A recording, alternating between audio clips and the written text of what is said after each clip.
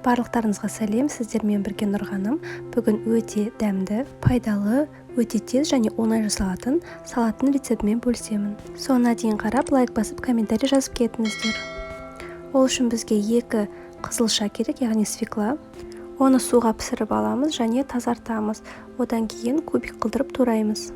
Свекланы турағанда досточкамыз таза болу үшін осылай үстіне целлофанды салып турадым. Сонда досточкамыз таза болып тұрады.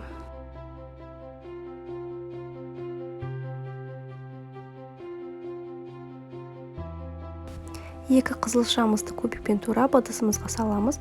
Одан кейін бір алманы тағы да кубиктеп турап саламыз.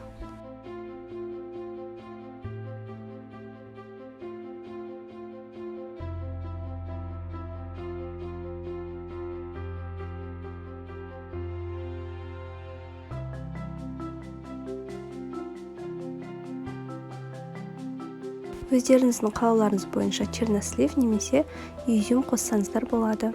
Барлығын жақсылап жуып, 4 бұрышты етіп турап шығамыз. Егер қаласаңыздар, кез келген орех түрін қоссаңыздар керемет болып шығады.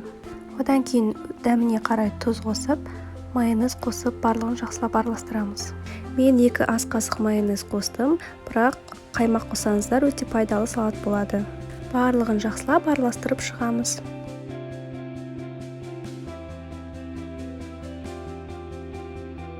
Менің каналыма жазылуды ұмытпаңыздар. Келесі видеоларда үй жағдайында жасалатын хот-догтың және сыроктың рецептермен бөлісемін. Өте дәмді, керемет болып шығады. Магазиннен сатып алғанша өздеріңіз дайындап көріңіздер. Міне біздің салатымыз өте тез дайындалды. Енді тарелкаларға салып ұсынамыз. Оформлениеге үстіне орех сепсеңіздер әдемі болып көрінеді. Ас болсын.